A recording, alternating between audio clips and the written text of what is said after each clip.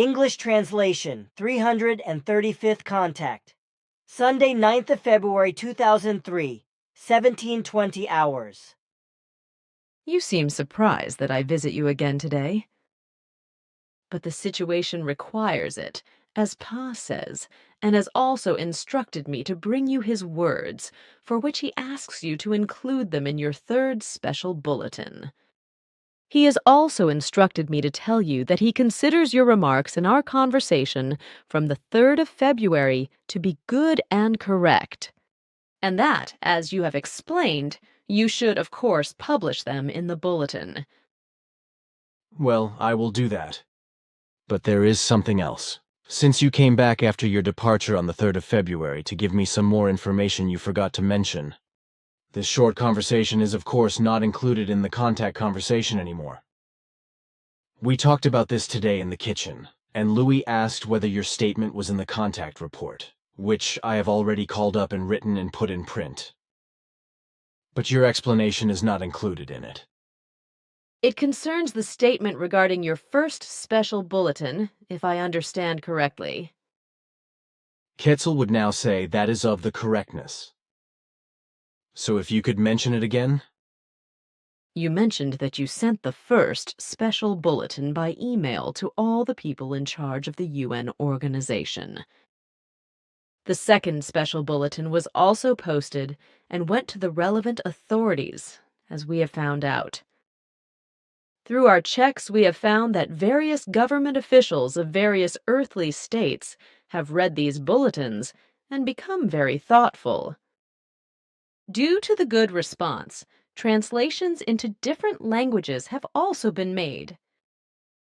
We have also noticed that both bulletins have been spread all over the world through the internet and are also being spread by others and persons who are strangers to you. In general, the whole thing has found great and joyful approval among those humans worldwide who enjoy reading the two bulletins. I found out just a few hours later, after Stefan put everything on the net, that everything went around the world quickly. Several telephone calls from around the world confirmed to me that both bulletins were indeed welcomed by many humans.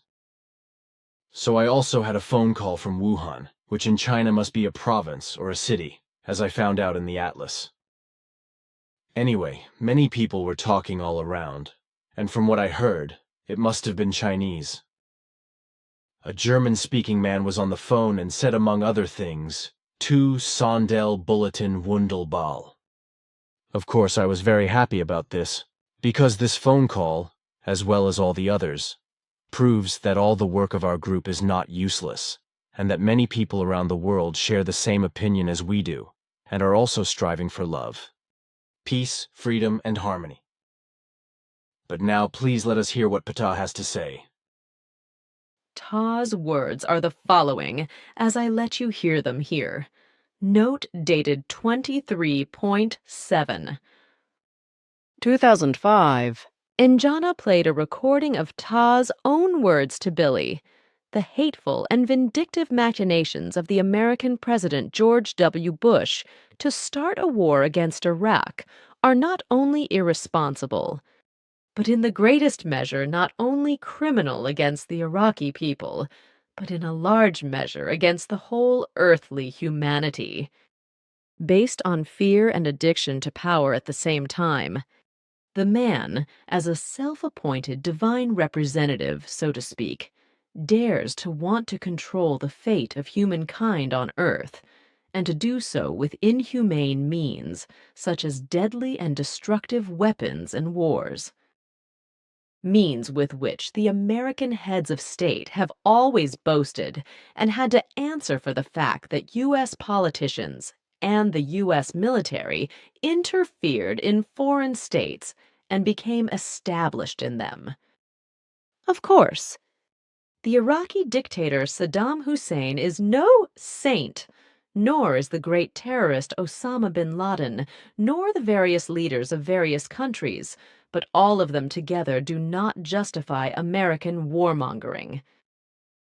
War is never a means of solving any problems, because war really means that new wars and even greater strife will result.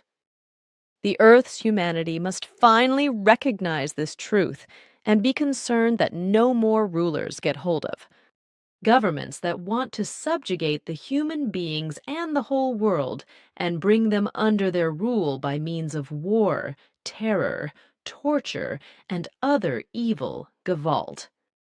Sonas thus, Earth's humanity must stand together in unity and, by means of nonviolence, rid itself of its fallible, criminal, and criminally minded state powers and terrorists in such a wise that they are removed from office or seized by security forces in order to place them in safe custody.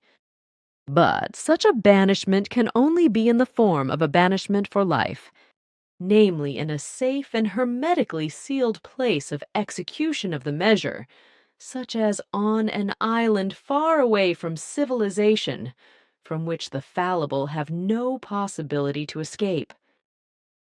A procedure that also ensures that the fallible ones can no longer exert any influence or terror on any people or whole peoples. Also to the fact that the state and humanity criminal, as well as tens of thousands of mass murderers, Saddam Hussein is to be taken into Swiss exile by irresponsible and inexperienced politicians.